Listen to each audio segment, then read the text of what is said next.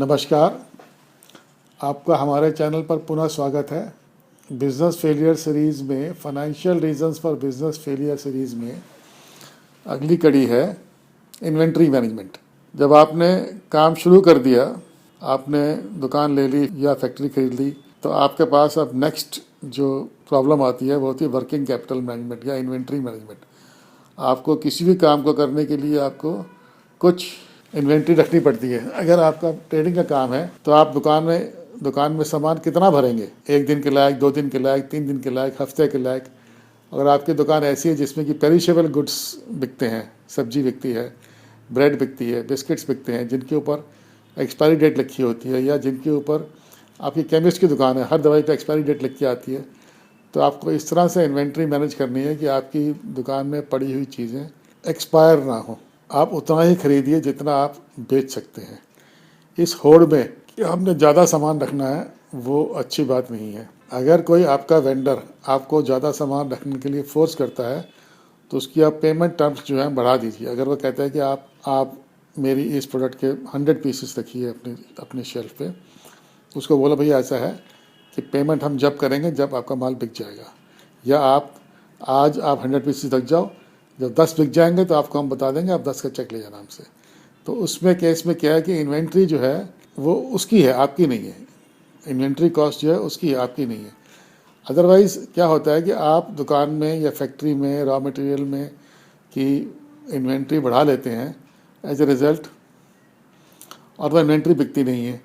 और आजकल क्योंकि इन्फ्लेशन इतनी नहीं होती है तो इन्वेंट्री ब्याज भी अर्न नहीं करती है। पहले क्या होता था, हमारे देश में हाइपर इन्फ्लेशन होती थी, 10 से 11% इन्फ्लेशन होती थी, तो रखी चीज़ भी महंगी हो जाती थी। अगर किसी चीज़ की MRP 100 रुपये है और उसको आप 90 में बेच रहे हैं डिस्काउंट देके, तो धीरे धीरे क्या होगा, जो नेक्स्ट लॉट आएगा 110 का आएगा।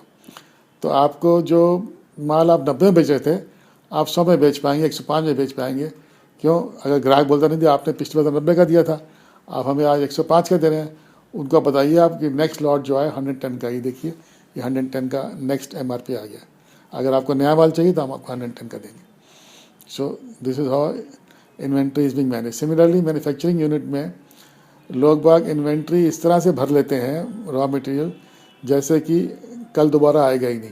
उनको लगता है कि आप अपने वेंडर्स इस तरह से सिलेक्ट कीजिए जो आपको हो सके तो रोज़ माल दे जाए, या 1-2 दिन में माल दे जाए, या उनकी मिनिमम ऑर्डर क्वांटिटी कम हो। छोटा ट्रक आए आपके पास, आप उतना प्रोसेस कर पाएँ और उसको आगे बेच पाएँ। आपका वर्किंग कैपिटल साइकिल जितना हो सके छोटा रखिए। आप किसी भी इंडस्ट्री के फेल होने में इन्वेंट्री मैनेजमेंट या मिस मैनेजमेंट बहुत बड़ा रोल प्ले करता है। अक्सर हमारे पास कस्टमर्स आते थे, वो हमसे ओवरड्राफ्ट मांगते थे कि साहब आज एक्सेस दे दो। क्यों दे दो?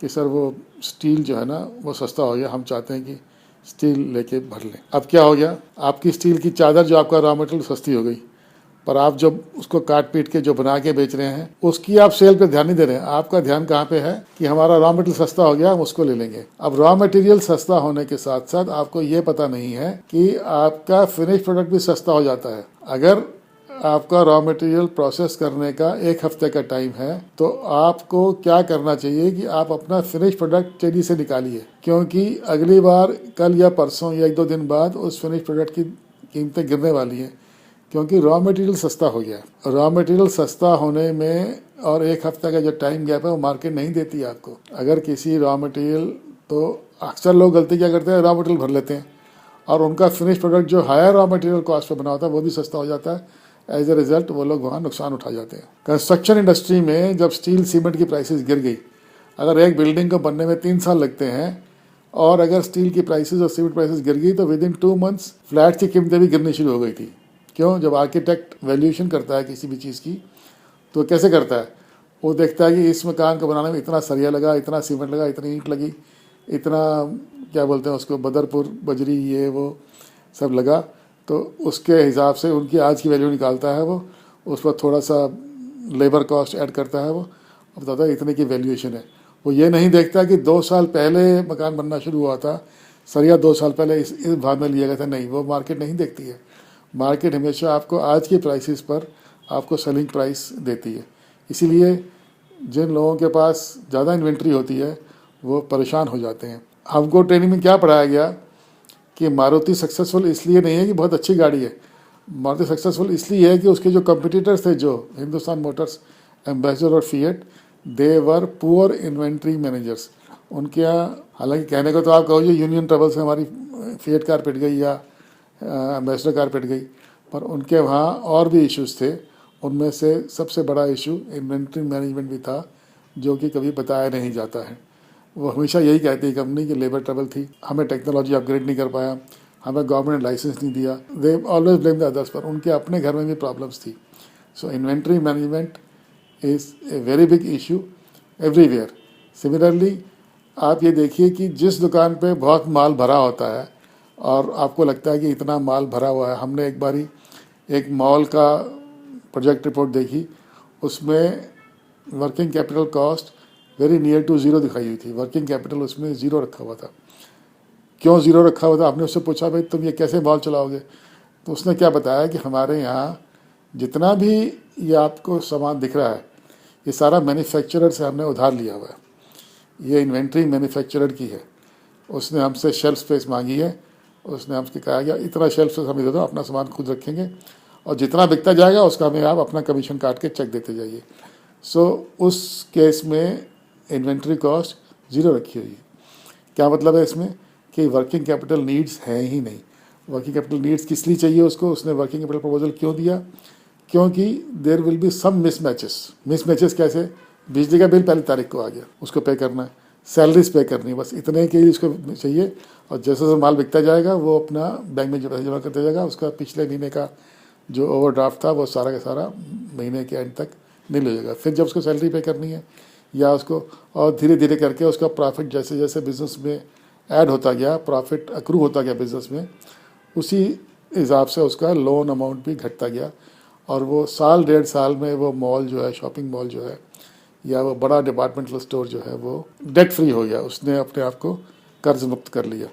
इसलिए उस आदमी ने क्या किया, उसने बहुत अच्छी इन्वेंट्री मैनेजमेंट करी। अगर वो क्या करता, अगर वो माल कैश पे खरीदता और मैन्युफैक्चरर से वो कैश डिस्काउंट लेता तो शायद वो फेल हो जाता, क्योंकि 1 करोड़ की दुकान में 1 करोड़ का माल रखने के लिए बूता चाहिए। आपको कितना कैश डिस्काउंट मिलेगा? 3%। तो अगर आपने माल भर लिया 1 करोड़ का, आपने कैश डिस्काउंट ले लिया कि मैंने कैश डिस्काउंट ले लिया, तो आपको 97 लाख का आपका कैश आउटफ्लो हो गया। और माल अगर 1 महीना नहीं बिका, उस पर ब्याज पड़ गया करीब 11-12%, काम खत्म हो गया आपका, आप you are finished within 1 month, you are finished. इसलिए बेटर ये है कि आप इन्वेंट्री एट मिनिमम कॉस्ट और इन्वेंट्री एट ज़ीरो कॉस्ट रखिए। फिर देखिए, और सारी की सारी जितने भी बड़े डिपार्टमेंटल स्टोर हैं इनकी अच्छी रेपुटेशन होती है, ये अच्छे पे मास्टर्स हैं और ये इनको सारा का सारा सामान बड़ी बड़ी कंपनियां, हिंदुस्तान लीवर, कॉलगेट जैसी कंपनियां भी इनको उधार दे जाती हैं और इनको उतना ही डिस्काउंट दे जाती हैं जितना कि वो कैश डिस्काउंट अपने डिस्ट्रीब्यूटर को देती है। इसीलिए आजकल बड़ी मॉल्स जो है ये सक्सेसफुल हैं और ये आपको कोई ना कोई डिस्काउंट ऑफर करती हैं, कोई ना कोई स्कीम्स ऑफर करती हैं, ये सब करती रहती है। और ये इन्वेंट्री मैनेजमेंट का ही कमाल है। इसीलिए आजकल जो छोटा दुकानदार है वो थोड़ा सा पिंच फील कर रहा है, वो फील कर रहा है कि वो उसे निचोड़ा जा रहा है, उसे स्क्वीज़ किया जा रहा है, पर वो अपनी गलती नहीं मानता है। वो मैन्युफैक्चरर से या वो जो उसको वेंडर देने आता है, डिस्ट्रीब्यूटर का आदमी, उससे वो ये कॉस्ट मैनेज नहीं करता है या वो उससे उसकी पेमेंट टर्म्स नहीं बढ़ाता। अगर आज वो हफ्ते में पेमेंट दे रहा है तो उसको चाहिए कि 2 हफ्ते पेमेंट दे, या उसको बोला तो आपको पेमेंट देंगे नहीं, आपका जितना माल बिकता जाएगा उतना माल आप गिन के चले जाओ, आपने इतने पीसेज रखे हैं और आप जो है अगर कल आप आएंगे आपके पास अगर यहाँ 95 पीसेज मिले तो 5 पीसेज का आप चेक ले जाइए। उसके बाद अगर आपको नेक्स्ट डे आते हैं आपको 80 पीस मिलते हैं तो 15 आपके और बिके, 15 का आप चेक ले जाइए। So you are carrying inventory at zero cost. जिस दिन 15 पीस रह गया उस दिन बोले उसको फिर से 100 कर दो, ये आपका चलता रहेगा, तो इसमें आपको कोई दिक्कत नहीं होगी। और सारा का सारा जो लॉस है या जो बिज़नेस है या मार्केट के उतार चढ़ाव हैं वो मैन्युफैक्चरर के पास पहुंच जाएंगे, बट देन इसके लिए आपको बहुत ज़्यादा नेगोशिएशन स्किल्स चाहिए। सिमिलरली फैक्ट्रीज़ के लिए भी कभी भी फैक्ट्री ओनर को, कभी भी फैक्ट्री रन करने वाले को कभी भी एक्स्ट्रा सामान नहीं खरीदना चाहिए कि आज सस्ता मिल रहा है। उस चक्कर में आप ट्रैप हो जाते हैं, आपको बैंक का ब्याज देना पड़ता है। और अगर कोई चीज़ सस्ती मिल रही है तो वो उसके पीछे ये भी होता है कि अगला जो आपका जो फिनिश प्रोडक्ट है वो सस्ता जाएगा। इसलिए ये सब नहीं करना चाहिए। ये सब करने से आप बहुत बड़ा जोखिम उठा रहे हैं और आप मार्केट में स्पेकुलेटिव एक्टिविटी कर रहे हैं। ऐसे ही जो भी लोग बिजनेस में एक्सपोर्ट्स का काम करते हैं वो अक्सर थोड़े दिनों में अपने आप को फॉरेन एक्सचेंज का एक्सपर्ट समझना शुरू कर देते हैं और वो डॉलर इन्वेंट्री रखना शुरू कर देते हैं। मतलब ये कि उनके पास डॉलर्स आ गए, वो डॉलर्स कन्वर्ट नहीं करते हैं, वो डॉलर में रखते हैं और उनको ये नहीं पता होता है कल को डॉलर गिर जाएगा तो उनका सारा प्रॉफिट ले जाएगा। और ऐसा अक्सर हुआ है कि जिन लोगों ने फॉरेन एक्सचेंज रखनी शुरू कर दी FCNR अकाउंट में, वो लोग परेशान हो गए क्योंकि उसमें डॉलर का जो रिस्क है वो उनका था, देश का नहीं था। Dollar risk was borne by dollar price fluctuation risk was borne by them, not by the bank. इसलिए ये सब आपको अपने काम में कंसंट्रेट करना है, आपने ये सब काम नहीं करना। और अगर आप करेंगे तो अच्छे बड़े बड़े बिजनेसेस फेल हो गए हैं। और जब 2008 की क्राइसिस आई थी उसमें बहुत बिजनेस इसलिए फेल हो गए थे कि they had improper inventory management. At the same time वो लोग जो हैं डॉलर फ्लक्चुएशन में भी अपने आप को खेल रहे थे वो लोग, और वो वहाँ मार खा गए। तो आज के इस एपिसोड में इतना ही। अब अगली बार एक और नया टॉपिक लेके मिलेंगे। जय हिंद,